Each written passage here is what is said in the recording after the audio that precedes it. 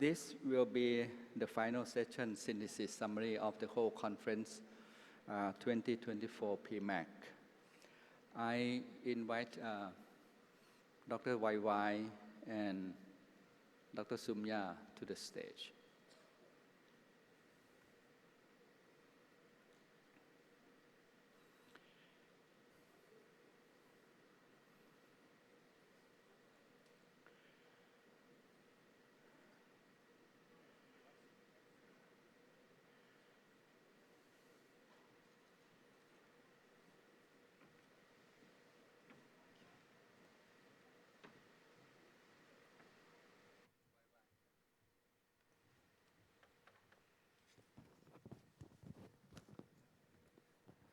I'd like to introduce you Dr. Sumya Swaminathan, sorry.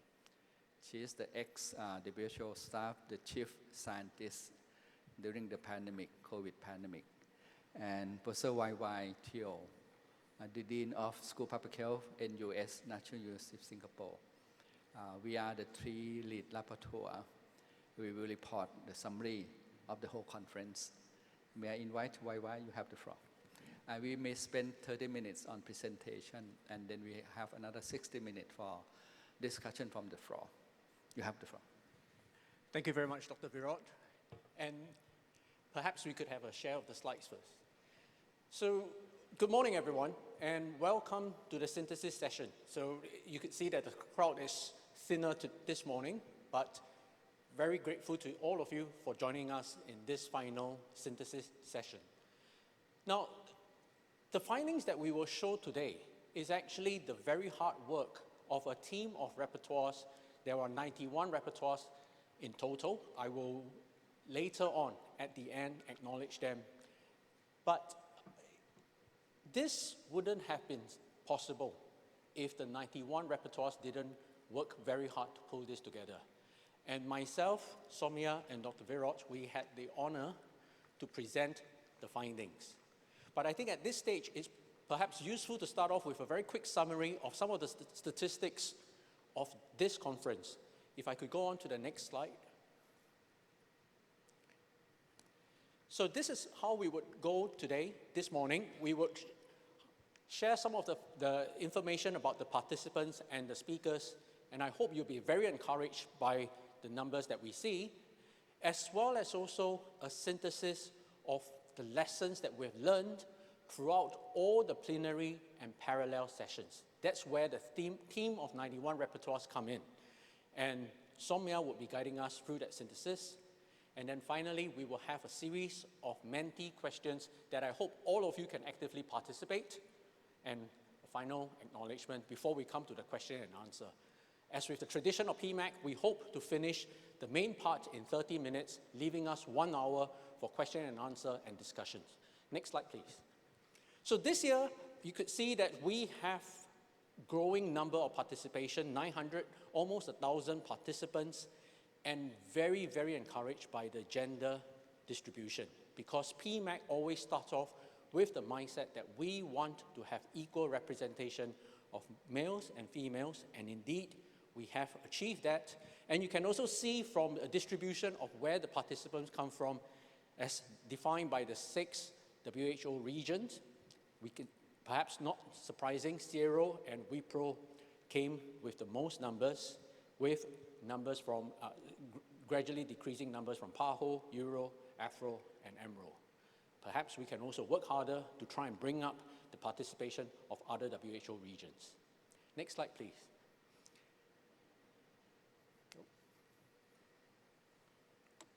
Perhaps I could do this. And then if you look at the age distribution, again, you could see almost 42% would come under the classical definition of young participants below the age of 40. And that is, again, another principle that PMAC goes with, that we are always trying to bring in new leaders, young leaders that will join PMAC and be informed and to participate and join and share their views in terms of some of the discussions and the themes that we have. The distribution by the organization, again, greatest representation from academia and from research institutions, with gradually decreasing participations from NGO, public sector, and other international agencies. This is very much in line with the approach that PMAC aims, which is to bring together partners, participants, speakers from different sectors, such that we can genuinely find solutions to real-world problems, rather than just having an isolated conversation amongst just academia or just policymakers. So for speakers, it's the same, and again this year we have achieved a distribution where there are just slightly 4 percentage point more female speakers on the panel. Very, very encouraging, very positive compared to men. And then distribution fairly even across the region, with also very strong participation from Afro, Emerald, and the other South America, the Americas region. Again, by age, this is where we continue to want to do better, to try and bring in even more young speakers that are below the age of 40. This year, we have done about 1 in 5. Hopefully, next year, we can improve it even beyond 1 in 5 to perhaps 1 in 4. But increasingly, you could see that the participation goes beyond just academia and research institution, but to other speakers of different sectors in the space. So with that, I'm actually going to invite Soumya to share with us some of the technical synthesis of the conference that we have for the past 2 days. Soumya, over to you, please.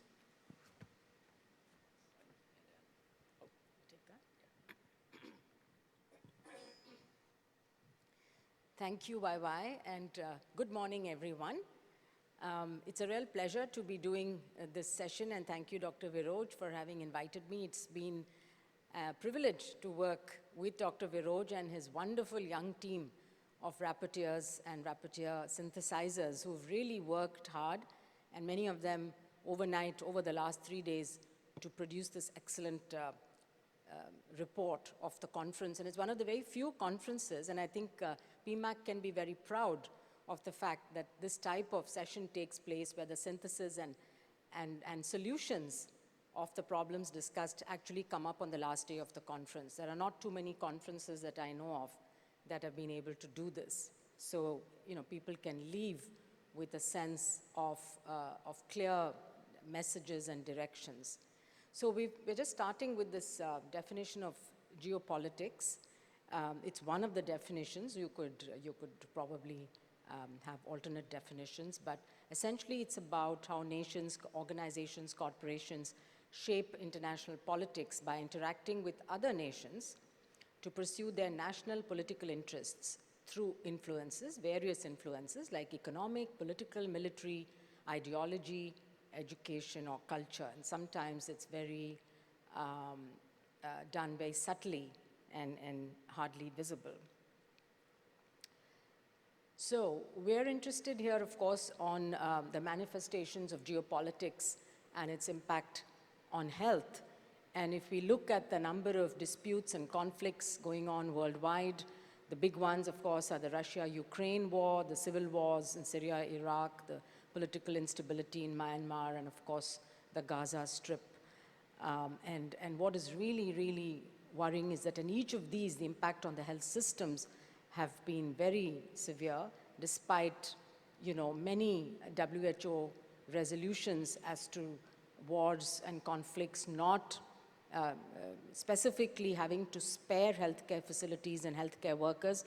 We know, for example, just looking at the data from Gaza that comes from the WHO, and we've heard Dr. Tedros repeatedly call for stopping the attacks on healthcare workers and health facilities, but almost all of their health facilities have been damaged, and even people killed in attacks on hospitals, 565 people, 732 injured, ambulances, hospitals damaged.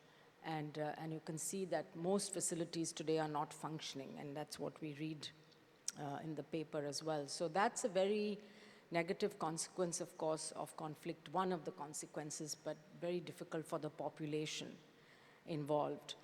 Now, the other thing, of course, is the economic imbalance, and this is shifting And so while we see that a group of developed countries still have a large proportion of the world GDP, there's an increase now in the trend of regional blocks.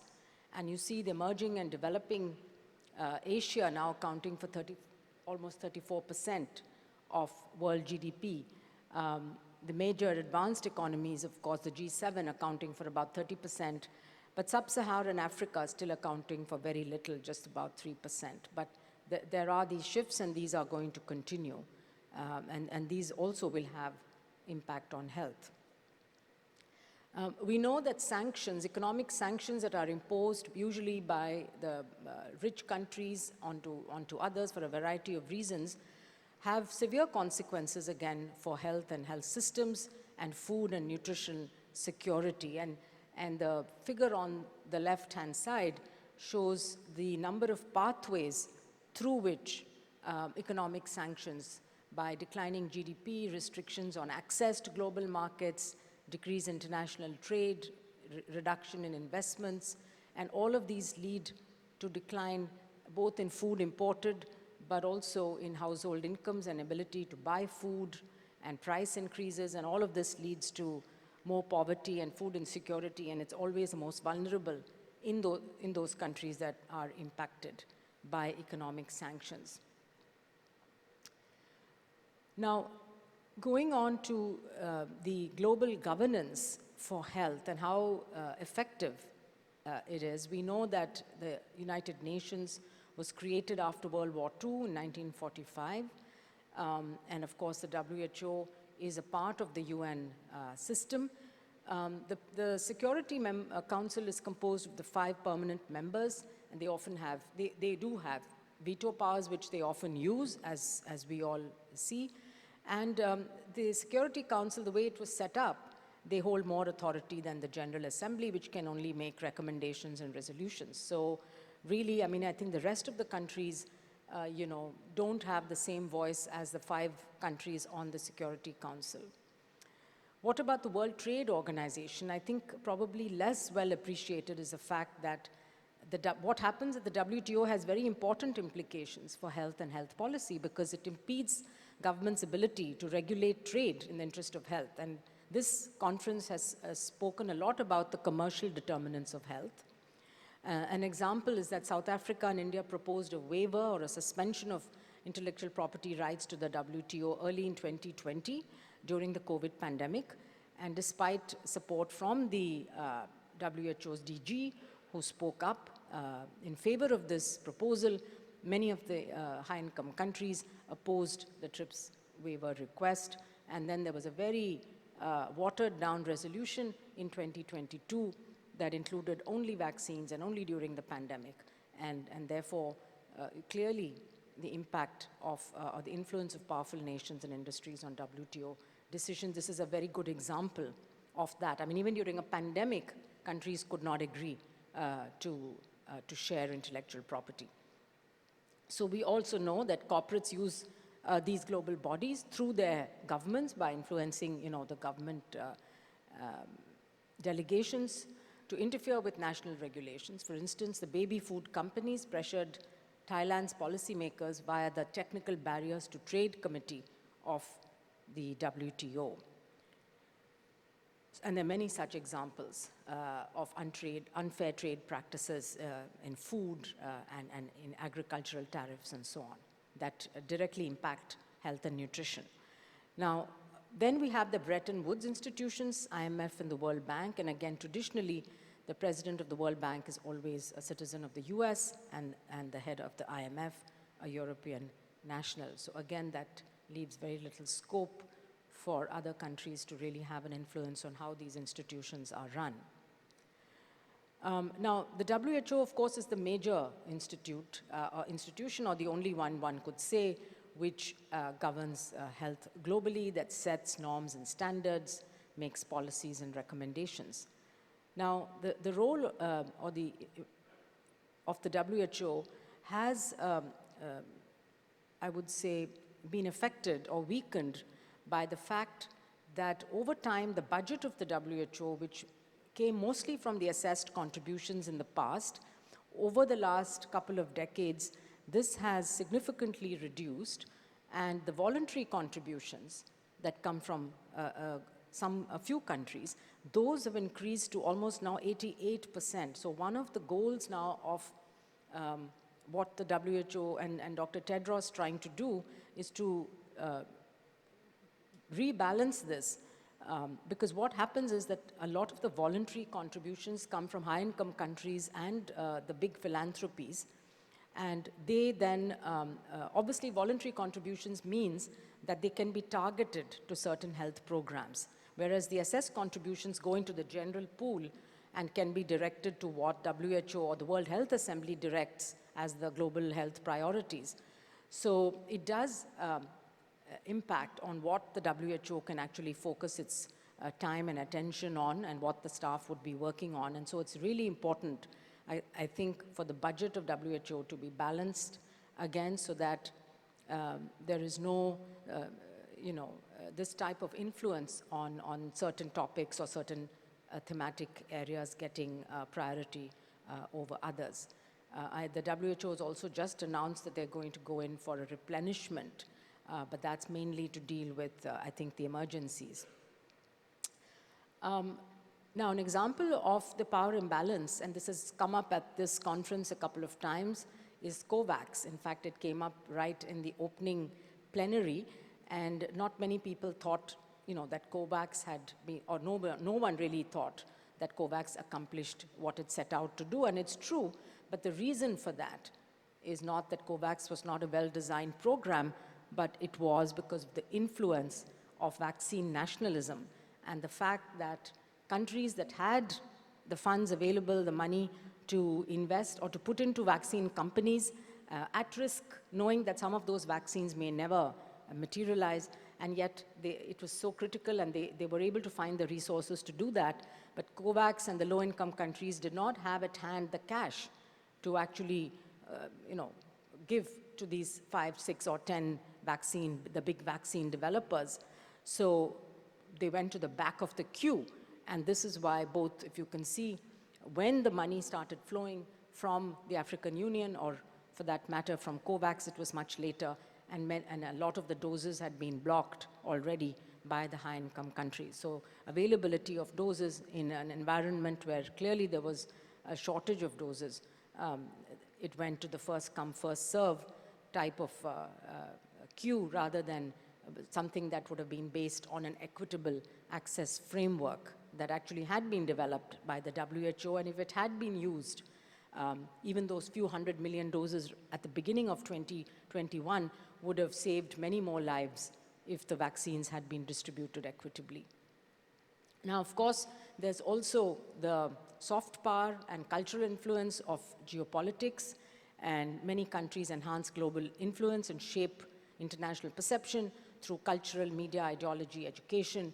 There is something called the Global Soft Power Index, which looks at 8 pillars: business and trade, governance, international relations, culture heritage, media communications, education and science, people and values, and sustainable futures. It's a tool that powerful states use to both exert pressure or politically maneuver for national interests. And you can see the ranking of the Global Soft Power Index 2023 and the top 20 countries over there. Now, of course, again, an important topic of discussion here was the imbalance of knowledge and the impact of colonization, that we could think about 3 forms: colonialism, neo-colonialism, and cooperative and financial colonialism. All impact global health programs. They don't reflect the local needs, and they pose potential threats to the health systems of countries. An example is the influence of colonization on the education system, because obviously there are structural inequalities in the global health education, resulting in the dominance of universities in high-income countries in global health teaching and research, the financial subsidy of those universities by students from LMICs, and the contribution of brain drain from poorer to wealthier countries. And again, these are despite having resolutions around the migration of healthcare workers. We continue to see this, for economic reasons. People migrate to the West. There are significant capacity gaps in R&D between high and low middle income and low income countries. This again became quite obvious during the COVID pandemic, because if you look at the amount that was spent on R&D, it was huge compared to normal times, and over 95% of them, of the research investments, actually went to high-income country institutions. And very few clinical trials, for example, were conducted on the African continent.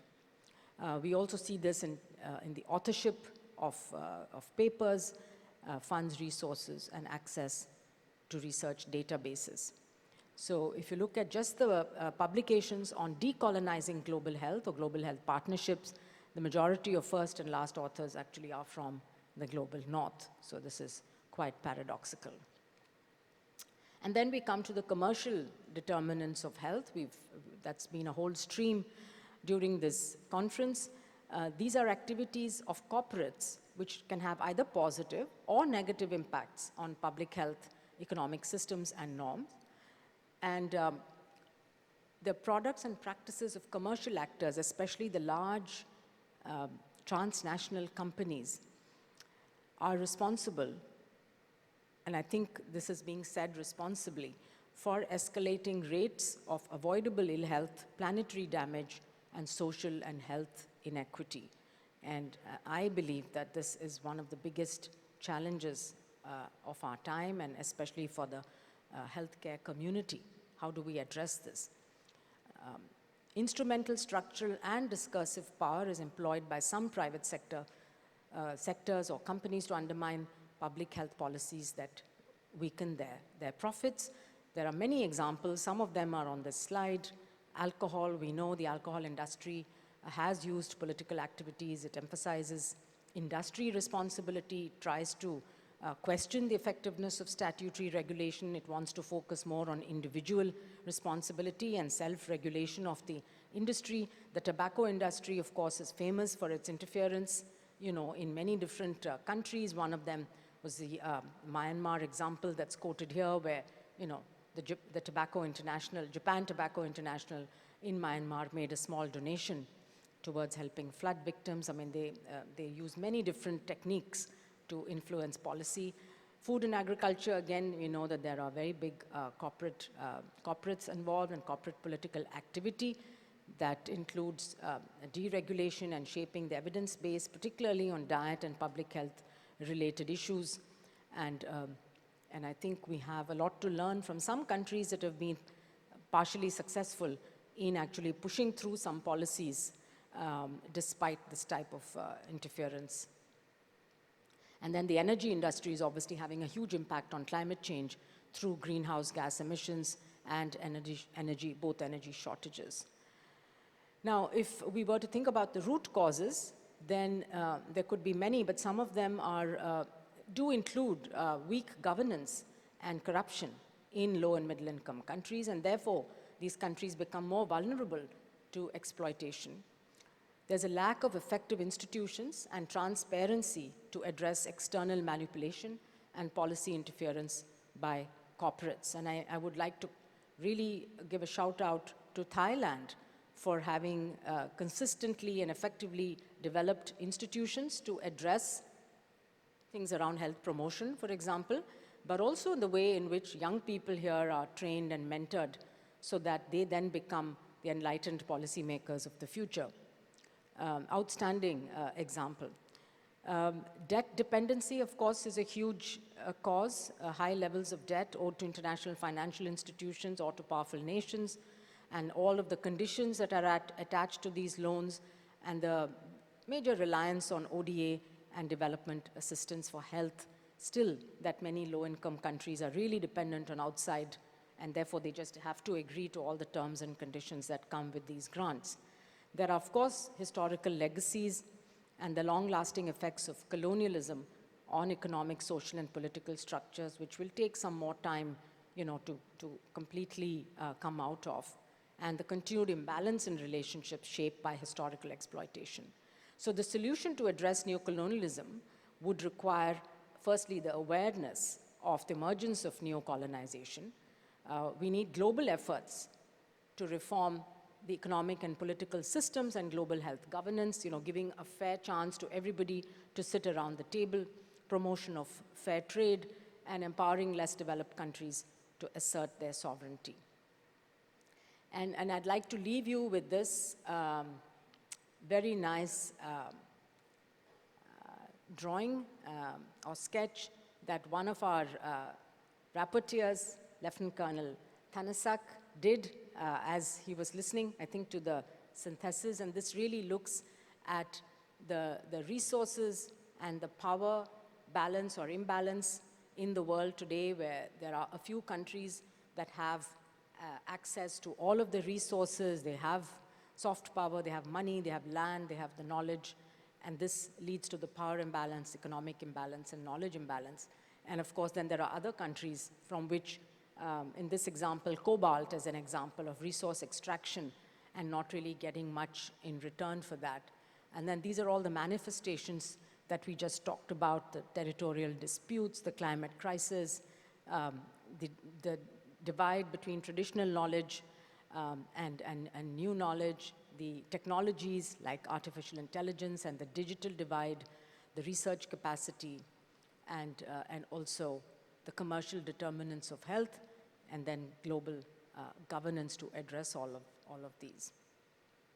So we then come to the solutions, because that's what PMAC was meant to do, to not only discuss the challenges and problems, but also come up with some actionable solutions. And so these are the themes that came out of the discussions. So certainly, first, more collaboration rather than competition. We need to strengthen solidarity and global governance for health, involve diverse stakeholders, and increase the power of negotiations for health. And you can see in the brackets all the sessions during which this came up as a topic. The second is around improving and implementing efficient communication, inclusivity, cross-sectoral strategic partnerships, promote a health-related metric to monitor the effectiveness of environmental and health interventions. I believe personally that that's really important. And of course, combating misinformation and disinformation, and particularly with the rise of AI, this is something that we all need to watch out for and think about how we're going to address that through regulation or other means. Engaging and empowering local communities was again a very strong theme, recognizing their priority, ensuring meaningful participation, granting local partners access and control over data and dissemination, and strengthening the use of local knowledge and technology. And then advancing progress towards gender equality and health equity, which contribute to peace, empowering youth through education, training, mentoring. I mean, the hope is our youth, really. So we need to mentor them and train them and give them the resources so that they can meaningfully participate in discussions and be included in all of the global discussions and decision-making. And even the WHO now has a youth council which advises the DG on issues that impact them the most. We talked about knowledge imbalance, and so how are we going to promote the decolonization of knowledge? We need to think about and institutionalize initiatives, mentorships, community involvement, again, advocating for R&D reforms, prioritizing equitable partnerships, and I think there are some efforts towards that. Emphasize localization in national policies by building trust, enhancing the local capacity, and reinforcing preventive health care. Doing more things which could be classified as pooled partnerships, like the mRNA technology transfer program that the WHO initiated a couple of years ago for collaborative knowledge sharing, for democratizing knowledge, and for giving an opportunity to scientists from all countries to participate in the global development of new knowledge and new health technologies. And transform global university rankings to prioritize social contributions. And we were just talking this morning about how the rankings might change from what they are currently if you actually put social contributions and not just publications as one of the leading indicators for a good university. Democratizing technology access. This requires globally equitable sharing of benefits, knowledge, and manufacturing techniques, not just for vaccines, but for all health technologies. and we need global collaborative governance, harmonizing data. Of course, trust is very important in all of this. We need harmonization of regulatory standards and fostering patient-centered technology adoption. So this then necessitates a robust foundation in interconnected data infrastructure, regulations, and cybersecurity for AI innovations. And I know that the WHO Department of Digital Health is addressing some of these, but we will need partners around the world actually to come together to really make it happen in reality. And then the economic imbalance, of course, needs to be addressed by ensuring sustainable funding for health systems through many different ways. I mean, I think for the lowest income countries, they need to start, of course, putting more of their country's budgets and resources into health, but we also need innovative financing mechanisms, including some kinds of global taxes, just like we have the loss and damage fund, you know, for climate-induced damage. We need to be able to provide at-risk capital when low-income countries need that capital to address emergencies, could be climate-related or could be outbreaks, epidemics, pandemics. There's definitely a need to increase the scale of health financing in LMICs and bolster the sustainability of universal health coverage. Establishing global mechanisms that encompass fair trade agreements, co-financing, service coverage, human resources, and knowledge sharing is crucial in achieving these objectives.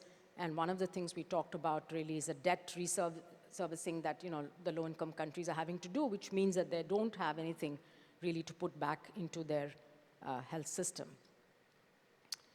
And then we can thank again Lieutenant Colonel Thamasak for bringing on the solutions onto the picture that we saw earlier. So for the three kinds of the power imbalance, the economic imbalance, and the knowledge imbalance, you know, we need to firstly collaborate rather than compete, improve our communication systems, focus on gender, health equity, and youth, engage and empower local communities, and then ensure there's sustainable funding for health systems, decolonization of knowledge, and democratizing technology access. So I think that's the end of the summary, and I'm going to hand it back to YY to take us through the rest of the morning. Thank you. Very nicely done. So I think Soumya in 20 minutes gave us a very, very powerful summary and synthesis of all the discussions that went through 4 plenary sessions and 14 parallel sessions.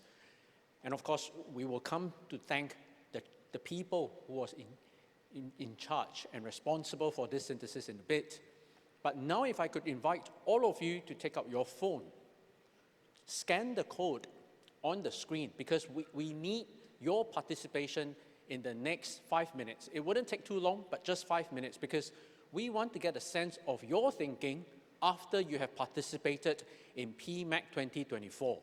Because then that also allows us to understand how much you have thought about, learned from the discussions and the interventions from your audience members as well. So if we could come to the first question. So the Menti code is 43430075. If we could come to the first question.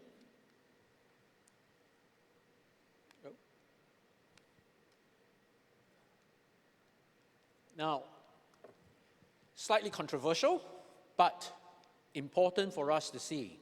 Can we avoid World War III? And the responses would be based on the collective average from your responses. Right now, it seems like there is going to be, well, there are half of you who think that it is likely, or more than half now, whereas slightly less than half that thinks that no, we don't. Well, sorry. The question was, can we avoid World War III? So 0, it's representing no, we cannot avoid World War III.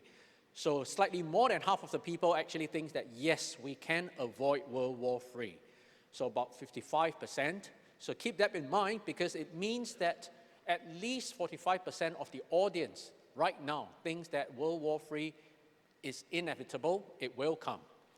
But now let's move on to the next question, because that is actually just to start you thinking. The next part actually ties in very centrally with the theme that we had this conference, which is we keep talking about decolonization, but to you, do you actually think that this is something that can be achieved, or is it just lip service? How feasible is decolonization? 10, it's very feasible. Right now it's 5.7, slightly veering towards quite feasible on this concept, principle, and action on decolonization. 0 means not feasible. So collectively, I think there is a slight preference and slight veer towards that we think that it is quite feasible. But I'm a statistician by training, and this is where I would highlight that there is a selection bias, because there are many of you here who clearly believe in this perspective of decolonization, and that is why you are here at PMAC 2024 to discuss how do we achieve this decolonization. Now, if you move on to the third question, this is where I would highlight the word most responsible. In your view, which are the countries or organizations, could be global organizations, that are the troublemaker for the current geopolitical tension that we see in the world right now? And this is going to be your responses. We start to see which are the countries that are emerging very clearly on the word cloud. And we just tie this back to some of the discussions that we've had throughout the entire conference. There were countries that were highlighted that were helping the situation. There are individuals within the countries that were highlighted for making situation globally worse. And I think that this is collectively our opinion as a PMAC audience on what we see as the chief troublemaker or the most responsible organizations or countries for the current fragile situation that we have in the world. Now, we thought about the actors that are most responsible. Now, the next question becomes important as well. If we could very quickly move on to the next question. Now, the next question is going to focus on who could provide the solutions. Which are the countries as well as the organizations that have the greatest ability to resolve the problems that we see right now geopolitically? Thailand, youths, PMAC, and then we start to see US, China, because they emerged very earlier on as some of the key actors that are responsible for the geopolitical situation. But we also see that some of these countries that are the drivers are in fact also the people with the opportunity to resolve. And it's quite heartening that Thailand continues to remain at the heart of it. So, Dr. Virot, you and your colleagues in Thailand have a very heavy responsibility. So, because this is quite an important topic, I would like to let the word cloud run out for more. 172 people have responded. Please continue to put in your response. And it's also very heartening to see that PMAC is also on the word cloud fairly prominently as one of the possible organization or setup that can help to provide solutions to the current situation in the world. Now, if we move on to the next question, this is your thought now. There are a lot of emerging developments in the world. It could be technological, it could be geopolitical, it could be population demographic changes. But in your opinion, what are some of the emerging developments that is going to have an impact on the health of global populations? Not just in the rich countries, but also in resource-scarce countries. And we start to see AI, digital health, technology, climate change. These are some of the very clear themes that are emerging. And at this point, if I could just remind all of you who were here in Thailand last year in 2023, what was the theme? The theme was looking at the nexus of climate change, biodiversity losses, sustainability on health. So climate change was indeed one of the key elements that we have been focusing on. But now we are starting to see increasingly AI, digital technology, as one of the main emerging developments that is going to have an impact. And PMAC 2025 heard your voice. And so the theme for PMAC 2025 is going to be collectively on health technology and AI and how that can have an impact on health. So please, if you're here right now thinking that AI and digital technology is going to be important, that will have a significant impact globally on population health, please don't miss PMAC 2025, because we will have, again, the kind of discussions we've had so far on governance of global infrastructure, looking at health systems, looking at health equity, elements to do with technology and AI. Now, last two questions, and the next question would be very timely and very pertinent, not just to the theme of this conference, but also to what it will be discussed in Geneva in May. In your opinion, can the world actually achieve global consensus on the pandemic agreement? Many of you, including Dr. Virot, are part of this current negotiation on the IMB, and right now there is a clear sentiment that it seems to be quite pessimistic.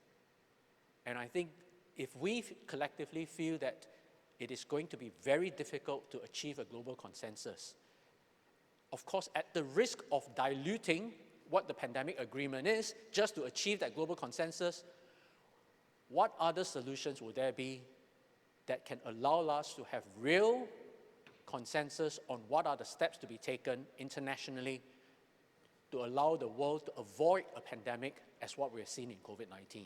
So that all of us have that responsibility to contribute to that discussion internationally. And finally, we started PMAC 2024 with a plenary keynote by Professor Kishore Mahbubani that talks about the analogy of 193 boats or 193 cabins on a single ship.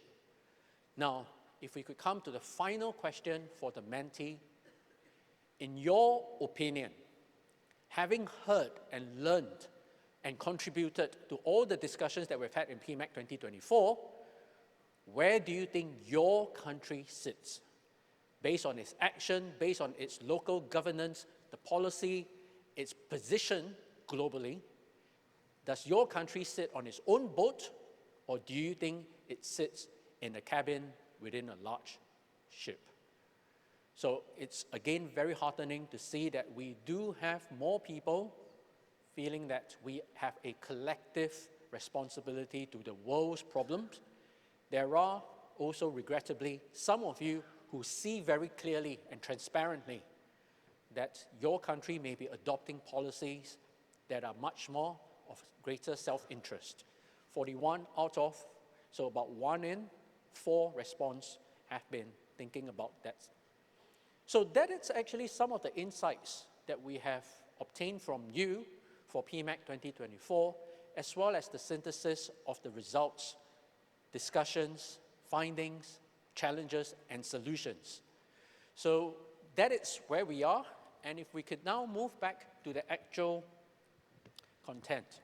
So earlier on, I think Dr. Virot, Soumya, myself, we talk about the rapporteurs helping to synthesize. And it is, don't you find it quite amazing that the discussions that you had yesterday in plenary 2 and plenary 3, the findings are already synthesized and discussed in solutions.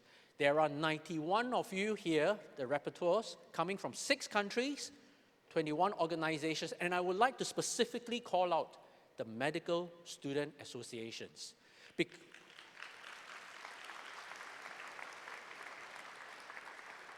Because in many countries, medical students, they learned about their medical curriculum, but they don't really get to understand public health or even global health. And even when they learn about global health in a formal setting, they don't learn about this governance aspects of global health. They don't learn about the equity side of global health. Now, if you have medical students in their curriculum and education learn about equity, learn about governance, learn about public health, just think what the medical world would look like. And I think that it is really fascinating that more than about half of the rapporteurs actually are medical students. Now, we have the lead rapporteurs, myself, Soumya, and Viraj. We are just the very privileged presenters. We are the face, but really the heart and the mind of all the synthesis that you have heard so far. Came from the coordinators. If you are in the room, may I invite you to stand up, please? The lead, the rapporteur coordinators. And at the same time, there are 91 rapporteurs. Can I also invite you to stand up? And can I invite all of us to give these 91 rapporteurs a round of applause for the hard work that they have? Because on Thursday, after the dinner debate, after the dinner, these rapporteurs were in a room discussing, synthesizing, and sharing all the findings across every session. Because each rapporteur will attend only one particular session. Oh, you can take a seat now, so this is not punishing you. They were hard at work sharing the finding from plenary not. The rapporteur from plenary 1 or parallel session 1.1 will be presenting their results so the rest of the rapporteur can learn. It is a fascinating system. And then last night, again, the same happened while we were all relaxing and enjoying. From 6 p.m. all the way to 9, 10 p.m., the rapporteurs were again sharing their findings. And then you have the lead rapporteur, the rapporteur coordinators that were collating all the synthesis. They worked until 2 a.m. last night just to prepare all the synthesis. At 6 a.m., they convened again to discuss together with the lead rapporteurs. So again, I know we have thanked them. Once more, please thank the rapporteur for their hard work. So with that, we have about 45 minutes, and I think I will hand this back to Dr. Viraj for the question and answer. Thank you again. Thank you so much, both Soumya and YY, for your excellent presentation. The next session until 10:30 will be question discussion from the floor. We have microphone. We have 3 microphones on the left, on the middle, and on the right. Please do. To close the silence, I think the Menti survey has a very pessimistic outcome on the avoidable World War III, and quite very clear the US is the troublemaker, followed by Russian Federation and can be China because there's some vote. And troubleshooter will be USA or United States of America because they have too many armed force, 700,000 armed force worldwide. Hi, good morning, sir. Yes, please. I'm Augustus. I'm a global citizen rather than going to my country because these are all things relevant. Just going back to geopolitics, in Taiwan, the people there voted, 20 million of them voted at least, to choose the same leader to maintain the status quo between China and Taiwan.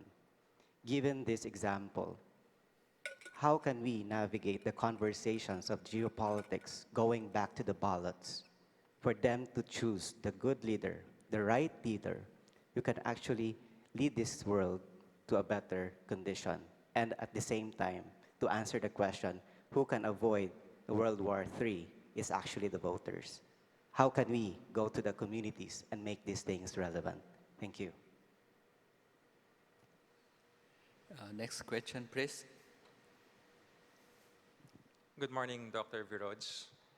Dr. Albert Domingo from the Philippines Department of Health.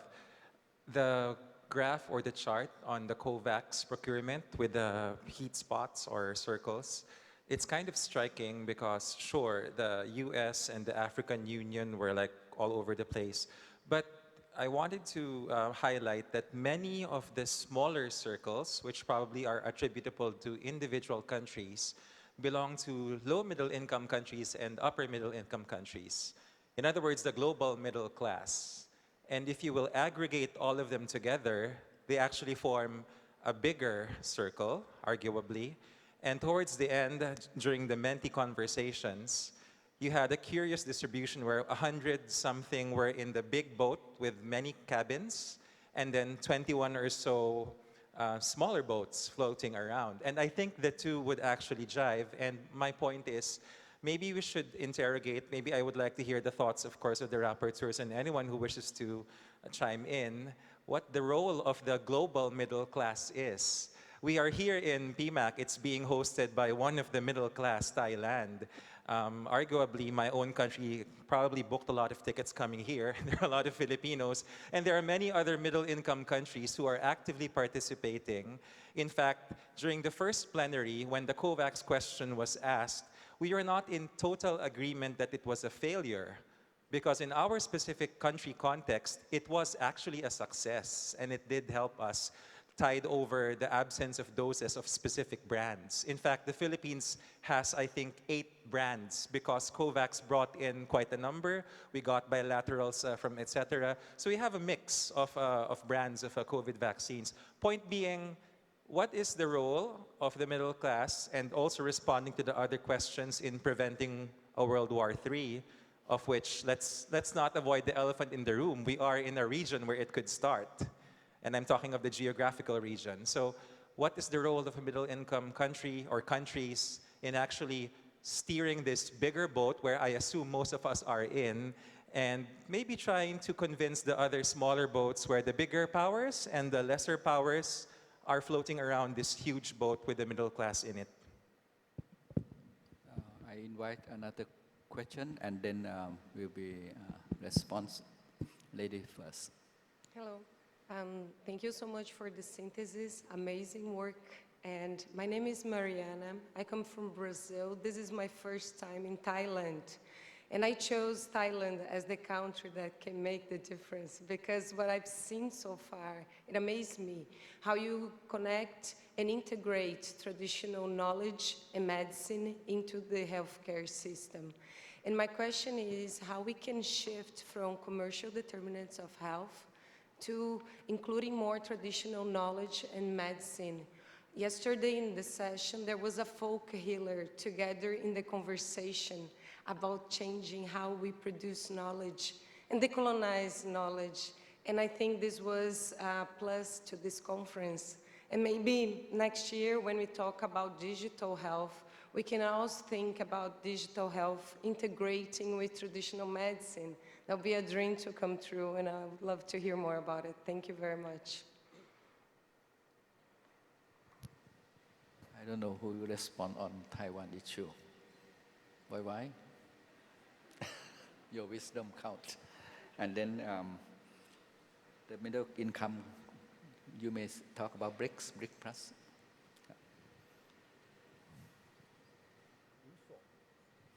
How can we avoid?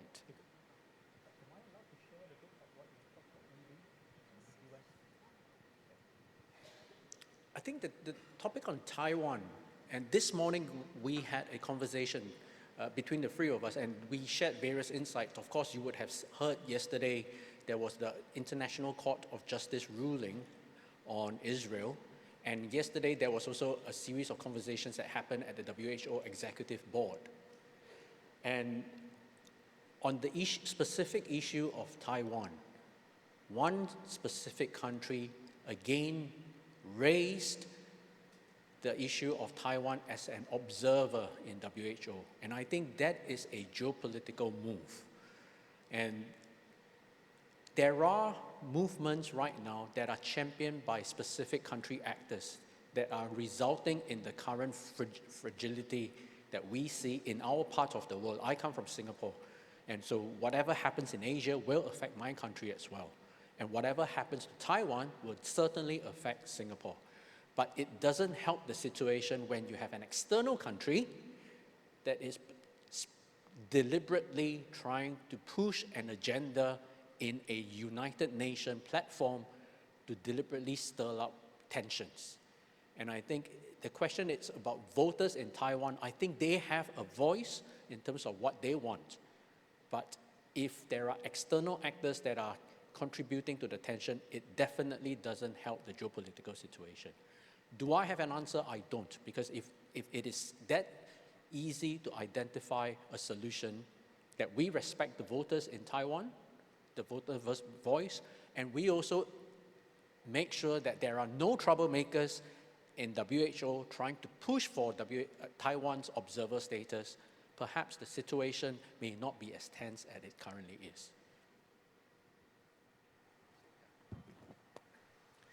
So maybe I can comment on the middle-income countries or the middle class in the world and their role. I think very, very important.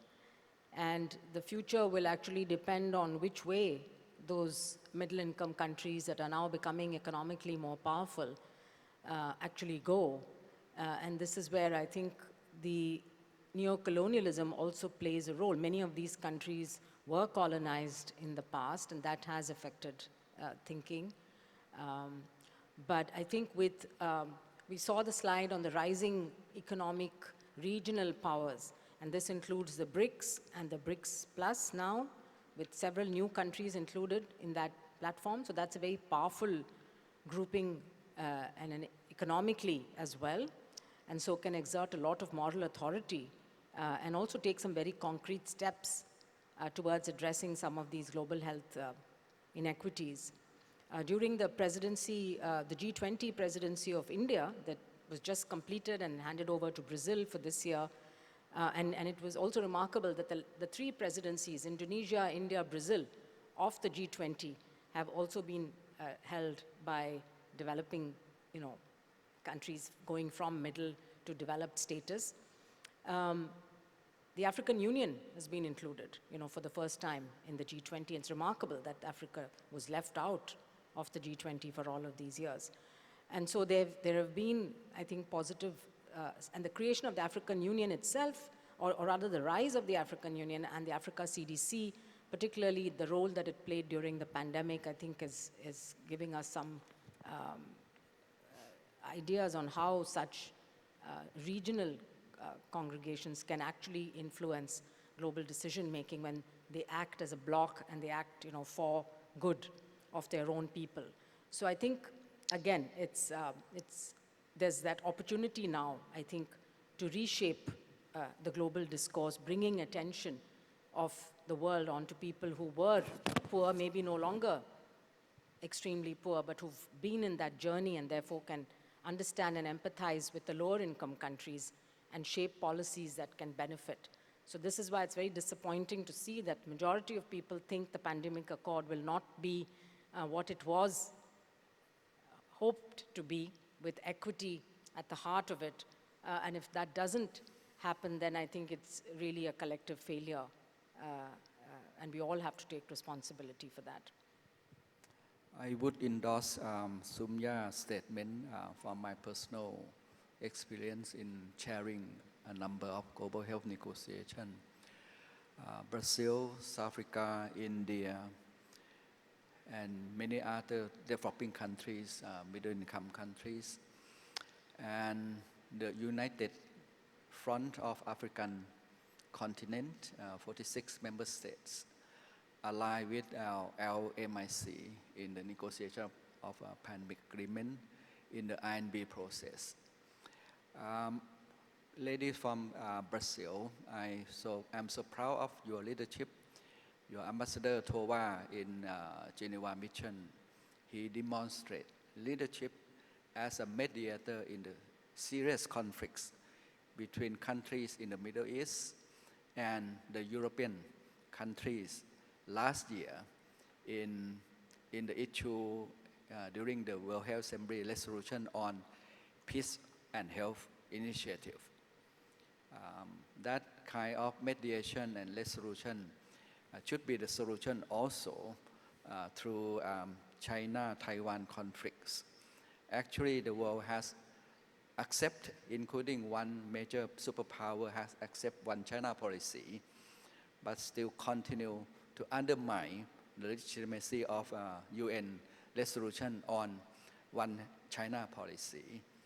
Then I have followed closely on China politics that Beijing want to have a peaceful reconciliation between to unite the two countries, either single or double mechanism. The last question do you want to address Brazil question on decolonization of knowledge?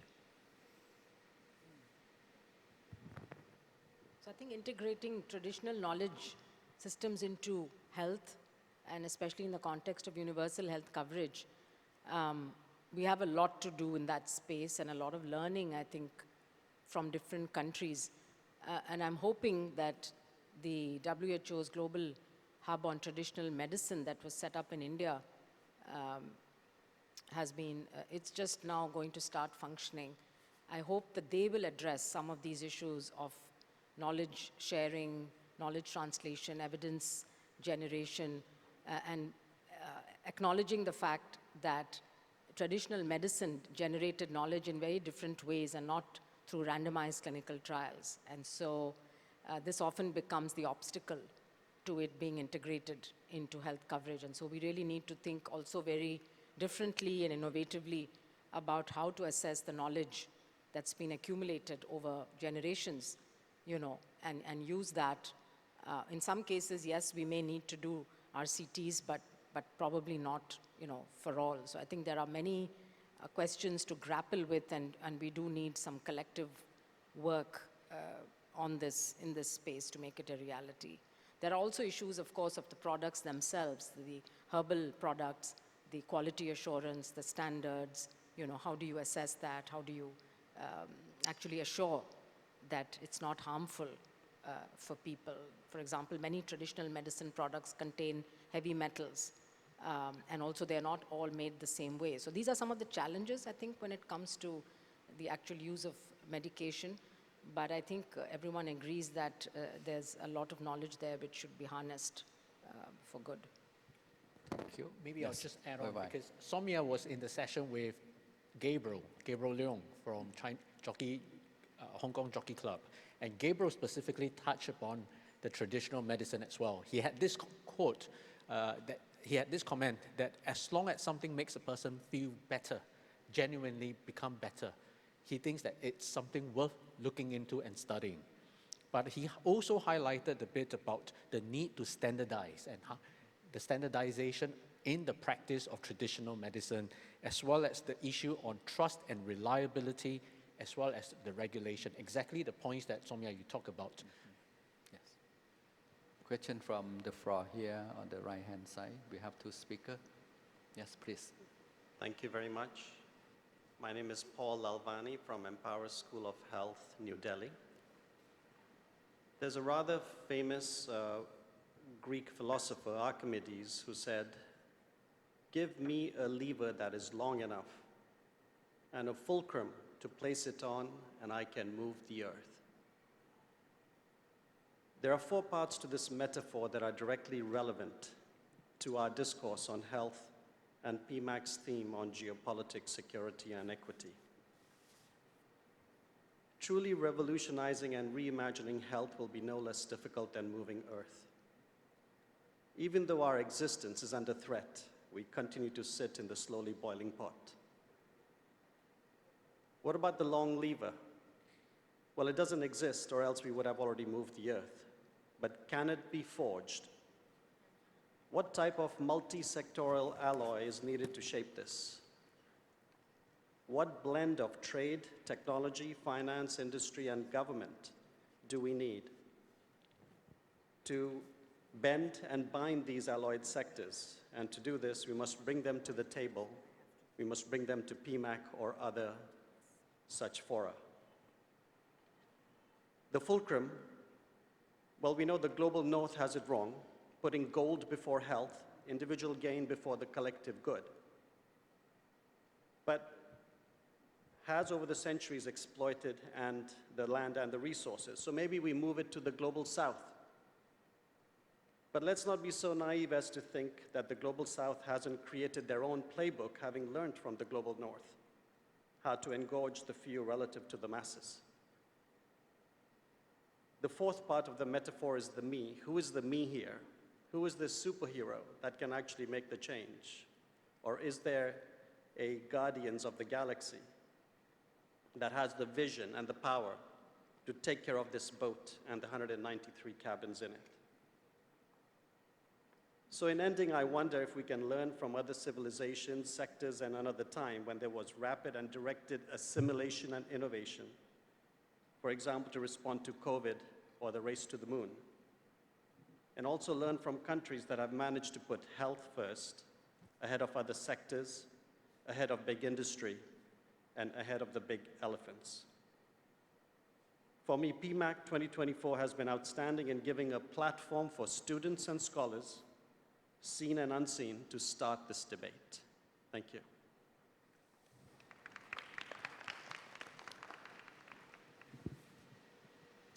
I'm Dr. Siriwat, the Senior Advisor to the National Health Commission. I would like to repeat the Bang-on Littipakdi yesterday. She said, the government is trying to control malaria and mosquito, didn't hire a law firm, they didn't hire lobbyists, they didn't hire a PR agency. It is completely opposite to tobacco and alcohol industry. I would like to share the Thailand example of some health promotion. More than 15 years ago, the 6-month breastfeeding of the Thai babies was under 12% among ASEAN countries.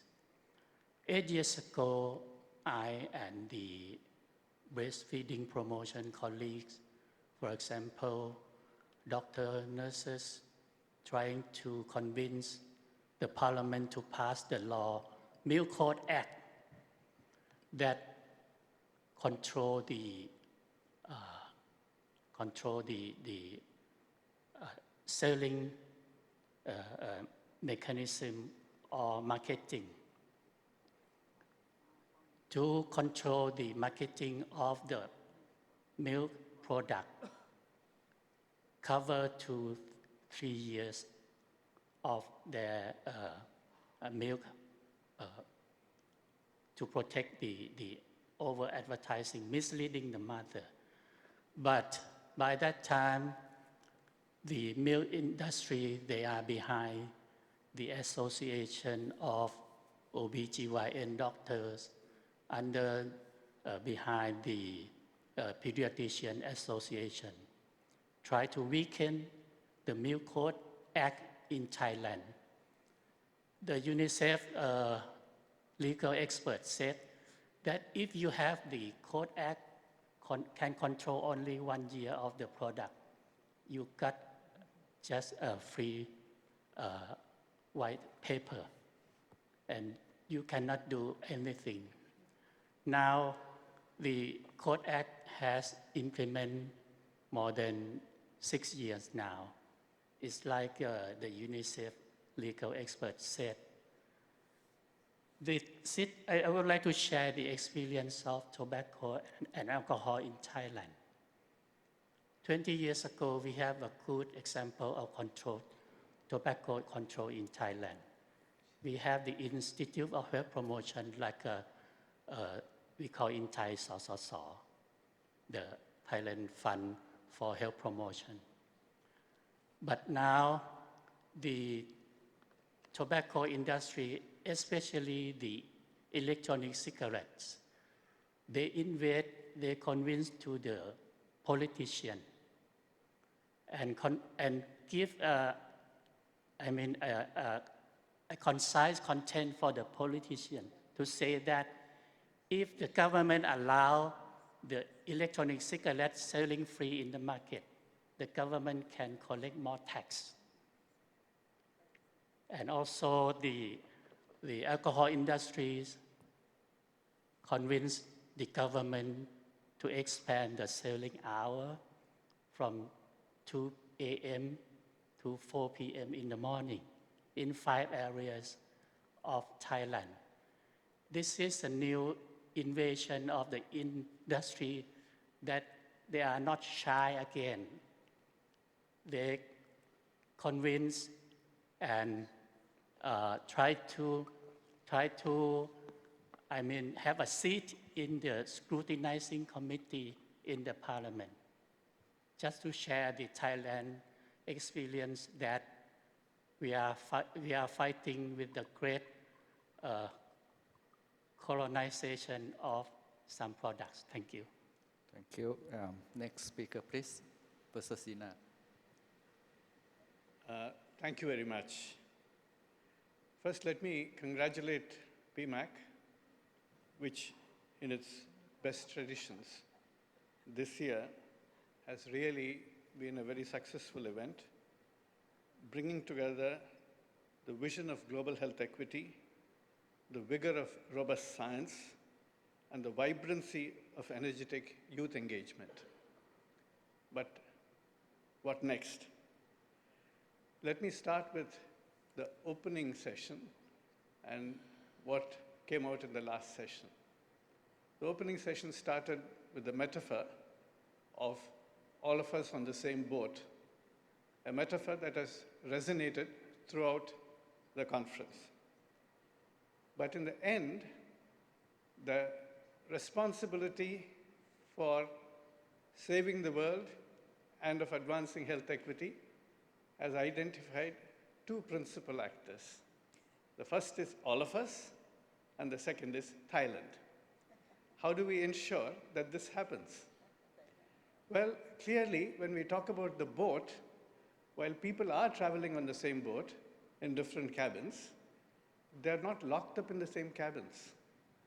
They have multiple activities together till their next destination, which is whether there are partnerships which are established, there are shipboard romances, there are business deals, there are sporting and entertainment activities. So they're not quiet during the journey. So may I suggest that till the next PMAC, the PMAC Secretariat should try and elicit from the participants what kind of partnerships have been forged during this meeting, try and follow up how they're advancing, and whether they can be facilitated in any way by PMAC Secretariat. That will be the responsibility of the people steering and managing the ship, the captains. Then, may I also suggest that PMAC should consider some regional workshops during the year before the next PMAC, particularly in areas like EMRO and AFRO, where the participation has been limited. And certainly, if such regional meetings can actually bring together regional actors and bring the agenda of global health equity, sharing of global health best practices, and learning from local experiences and needs, then that might encourage greater participation and bring in inputs into the main PMAC. Then thirdly, I would say PMAC should substantially focus on the translation of knowledge into impactful action with equity. That is the translation from policy to programs and implementation with impactful equity, as I said. The implementation science is going to be critical, bringing together those experiences into the PMAC. Whatever be the main theme of the conference is going to be very important, because there are enough number of conferences where pure knowledge and academic scientific research are shared.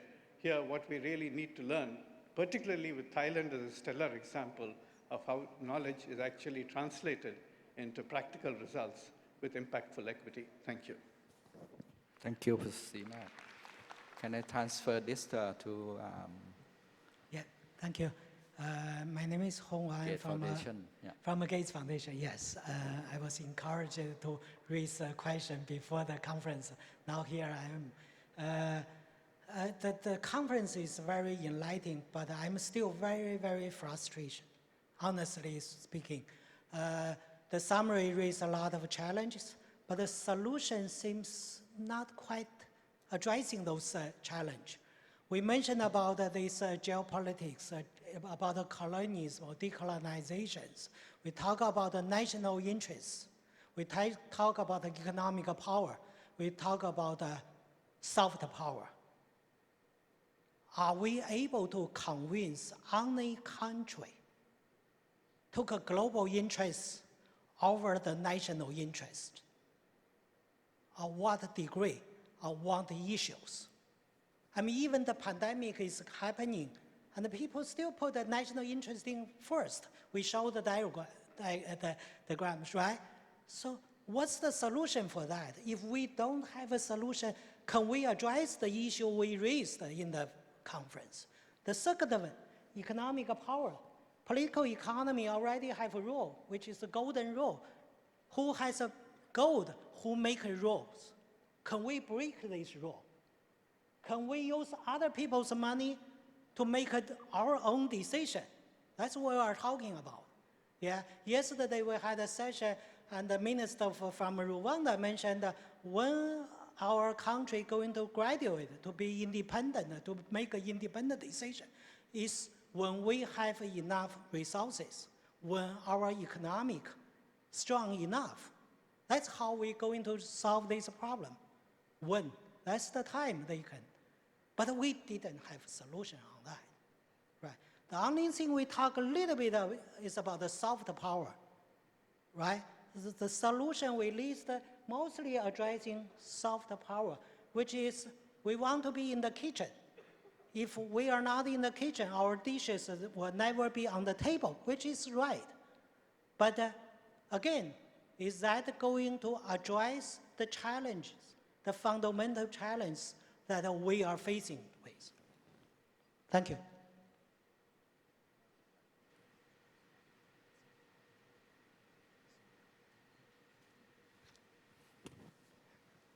Thank you. Another speaker, and then I suggest that we close the speaker, then respond and invite Jessie Pam to respond. Lady first. Thank you so much. I'm Purnima Menon, Senior Director for Food and Nutrition Policy at the International Food Policy Research Institute. I think I'm among some very few people here who work at the intersection of food systems, health systems, and economic systems. And I wanted to congratulate PMAC. I think you have raised a wide range of issues, especially about the interconnectedness of systems. Now, I work with the International Food Policy Research Institute and the Consultative Group on International Agriculture Research, which is a network of 15 international agriculture research centers and our partners around the world. PMAC has always been a beacon for critical conversations in global health. I think what we are seeing, especially coming out of here, has been the critical connections. Because you've opened the box to commercial determinants, you've also created that bridge across to looking at food systems and at climate change and agriculture. So, what I want to suggest, though, is that we really think hard about what happens next to create more of these connected conversations, because at some level, the actions that we want to see in food systems transformation, in health systems transformation, these are very connected. And the commercial determinants and geopolitics issues are playing out very similarly, but you're ahead of the game. The global health community is always ahead of the game in asking the difficult questions that need to be asked in these systems, and we need to connect the dots. So I want to say that, we'd be very keen to support that. Samia and I have also spoken quite a bit about how to do that in terms of supporting linkages to the agriculture and food systems community. I actually want to encourage us to think about using COP.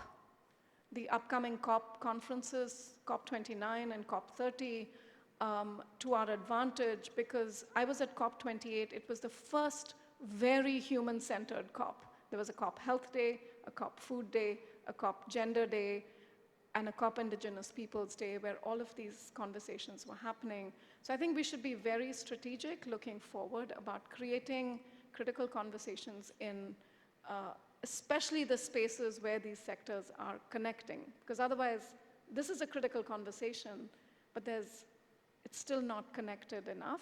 So again, just wanted to offer my congratulations. Very happy to continue to work with you all to create more of these intersections with the global food and food systems community. There's a lot of work to be done, and we must do it together. Thanks. Thank you. The content of the conference is shaped by all the co-hosts, international partners who contribute their social capital, wisdom in the design of the theme, connecting the dots. We have Peter and two more here. Peter. Thank you, and thank you for an excellent session. I go back to the Amenti questions. And of course, the very first question came up with about the world, if you can avoid or not, World War III. And I was very disturbed and bothered about the response because, as you said, YY, 50% of the people in here actually thought that it might be unavoidable. Even if we put up climate crisis and other things as big challenges, half of the people in here thought that it was unavoidable with the World War III. How do we actually take care of that information? I think it's pretty serious. Thank you. The score of World War III is 5.5 out of 10, which is quite pessimistic outcome. But this is our vote. Two more. I think you will be the last speaker. Yes, please. Good morning. My name is Kemobit Siriwong. I'm a student from the Faculty of Medicine, Siraj Hospital. So I would like to thank you, PMAC, for acknowledging the youth involvement in all the policy-making process.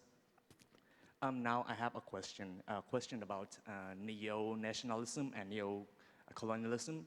So now I have read an article in, I think, 2022 or 2023 about a rising of a neo-nationalism.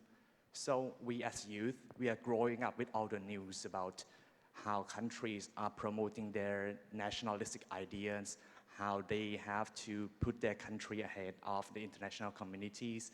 These are some of the examples of neo-nationalism nowadays. So my question is that how can we ensure that the students, children and youths who are growing up in the world with all these news can have a mindset of international collaboration? How can they really involved in policy-making process in the future? So perhaps I have heard a saying that young men are fighting the old man's wars.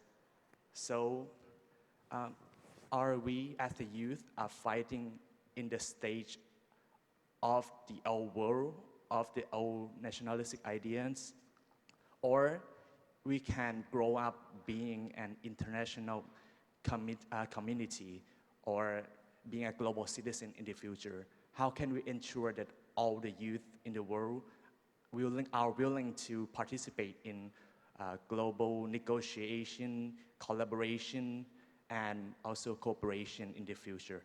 So perhaps there will be a stage for the youth to show their potentials and to lead to a future, a brighter future. Thank you. Thank you. I suggest we have to close the speaker. Please. So I continue? Yes. Okay. Hello everyone, my name is Alejandro. I'm co-founder of the Latin American Coalition for Clean Air. Thanks, I want to thank the PMAC community because coming from the climate movement, I've been felt very welcome by the public health movement. That's a start. I think we need to bring more people from the climate movement into these conversations. Also, I come from Venezuela, and I think I'm one of the very few Latinos here at PMAC, and also one of the few young people too. We have G20 summit coming in Brazil, one of the most important COP next year in Brazil. How are we going to make sure that this space creates a momentum for young people from the global south, or the global majority actually, towards that conversation?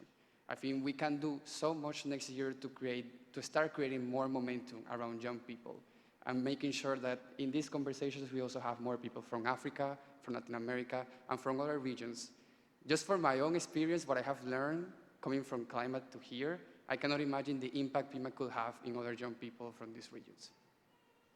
Thank you. Yourself and the last speaker, please. Hi, I'm Prin. I'm from IFMSA Thailand and one of the youth and medical students here.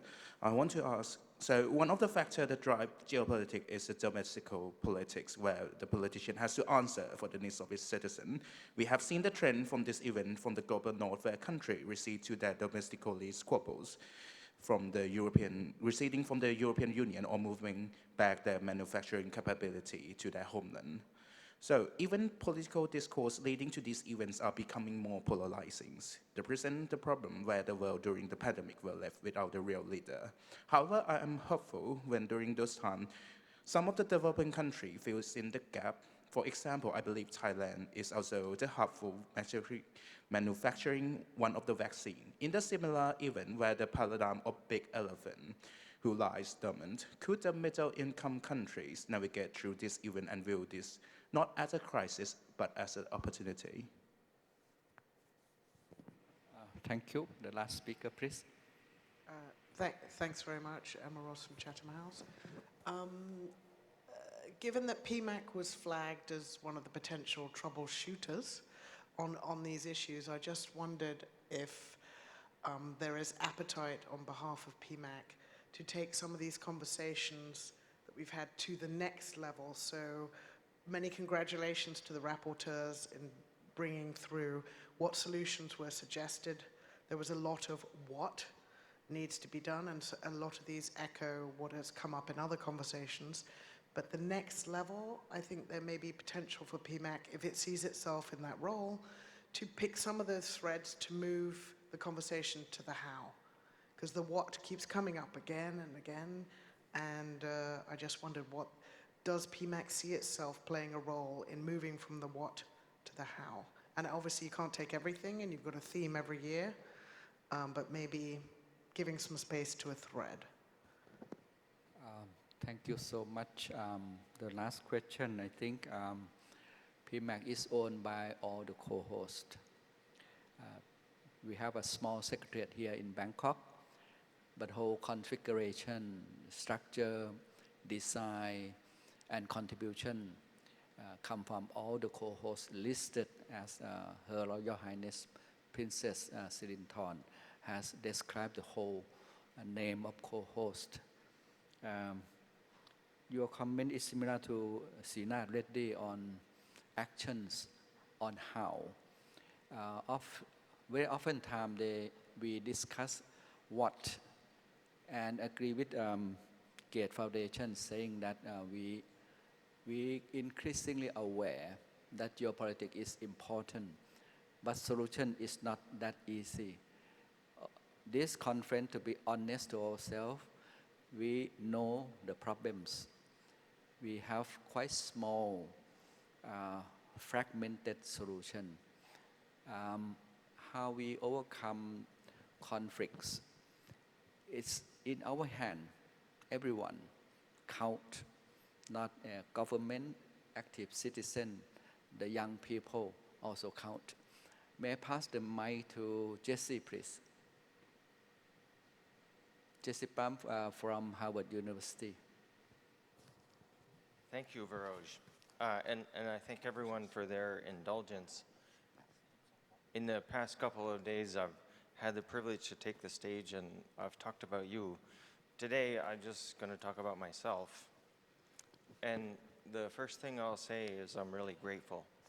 I'm grateful to PMAC, Secretariat, and all the co-hosts for daring to have a conversation like this in a big and an important place.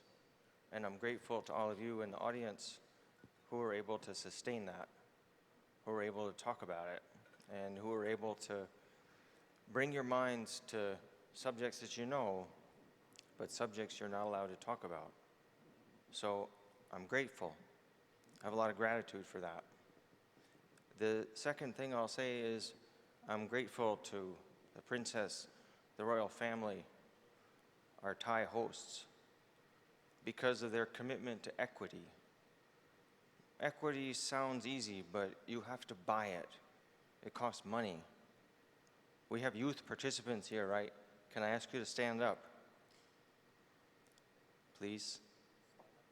You know, some youth participants. Yeah, thank you.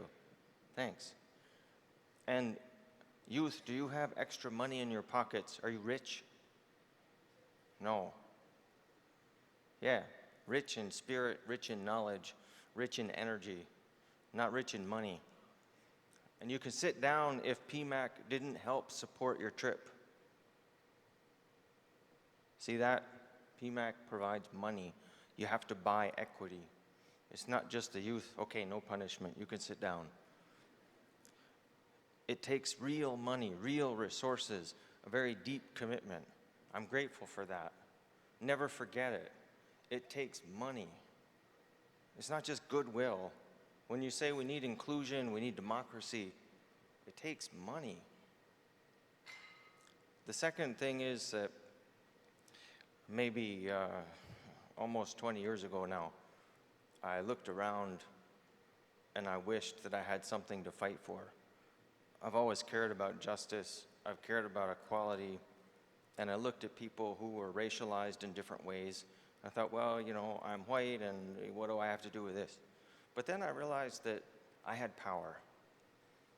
So there's a talk about you want inclusion, you want representation, you want diversity, you want country-led development. So I was like, okay, let me listen. And PMAC has been at the center of that for over a decade now. I've been coming here and I found that if you really want to listen to people from low and middle income countries, you know they're all around you. And if you just ask, they share their wisdom. You know, the heart of PMAC is people who actually did health reform. Oftentimes people look to me as an American or they look to rich country people and they say, tell us the answers. You guys are rich. It's like, well, I have the world's most inefficient health system. You know, we waste more money than anyone else, so don't look to me. You should look to Viroj here on stage. Like, he knows how to do it. He did it. Universal health coverage, a term invented in Thailand. Look to Dr. Suet. He did it. Like, they know how. How do you manage the politics of implementation? Go to the communities. They do it. Just listen. And then I realized, well, we want to democratize access to elite institutions. I teach at Harvard. So, okay, I'm going to get on the admissions committee and I'm going to change our criteria. We want the expertise that racialized people have. We want the expertise that low-income people have. We need that in public health. That's the view that we need. We don't need rich people, we don't need elite people, except for the things that they can contribute, their resources, their energy, their ideas. But to really connect with the ideas of public health or global health, you need people who have been marginalized. And that takes money again. I'm grateful that here at PMAC we have something of an island that allows us to engineer a space where we have these conversations and we can have some equity. In my own life, I try to democratize access to one of the world's best universities, and I try to give my time. I found that as I looked for ways to do this, I could come into contact with influential people. And here I will switch from gratitude to frustration. And the frustration is that when I talk about decoloniality, I talk about fairness, I talk about historic justice, I talk about even decolonization, oftentimes the rich and the powerful will say, you are right. It's true, our world is shaped by historic injustices. Look in the past. Who colonized whom? The metropoles have money, they have nice buildings, they're rich. The formerly colonized places, they remain poor. It's not an accident. It's like stuff was here and it moved there. It's not that complicated.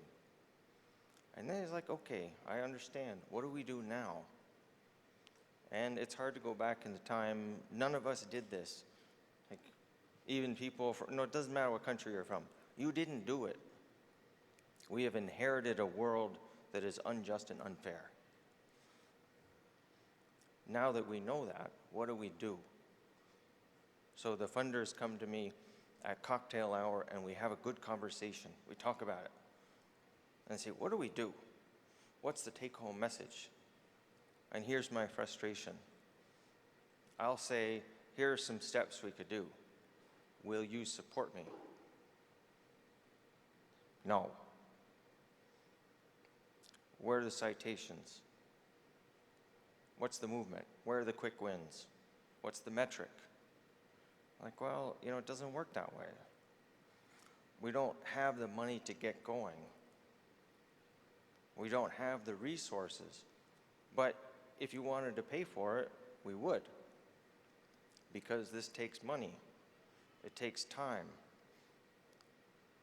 Historic injustice is probably the largest force there is, and it has shaped all of our world. So those of you who have been marginalized, those of you from whom things have been taken, you understand it.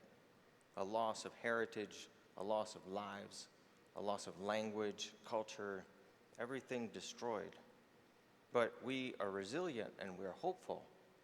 So if we had some resources in those areas to develop the right resource, the right research agenda, to develop the right activist steps, then we would be able to tell the funders what's next.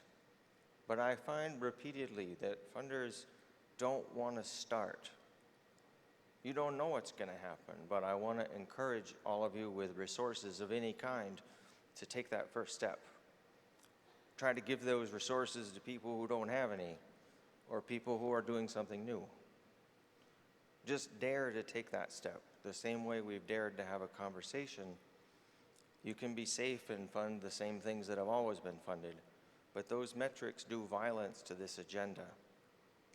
Real justice is not something that you measure with a regression. It's not something that you value with a scale. It's something that you feel. It's true respect for each other, and then you can learn. Then you can fix things in the past. There is an atmospherically large agenda that we're talking about here. We just need a few resources to build the next little steps. So I'm going to close by asking those of you with resources of any kind, not just money, time, intelligence, energy, just try to have some faith. Take one little step. Encourage others to take a step. And by the time we're mainstream, we will have already won. Thank you.